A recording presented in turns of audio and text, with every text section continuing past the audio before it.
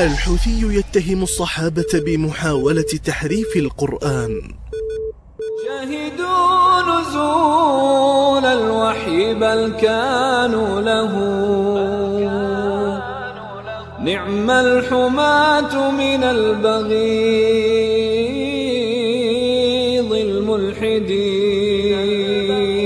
يقول حسين الحوثي في تفسير سورة آل عمران الدرس الأول الصفحة 9: تقرأوا علوم القرآن القطان تجدوا كيف تعرض هذا القرآن الكريم لهزات لولا أنه محفوظ من قبل الله، فطلع فيه سورة أخرى، واحدة لمعاوية واحدة لعائشة واحدة لأبو بكر واحدة لعمر واحدة لعثمان، لكنه الله حفظه سبحانه وتعالى. من أجل من حفظه؟ حتى ممن رأوا النبي من أجل يصل إلينا نظيفا وسليما.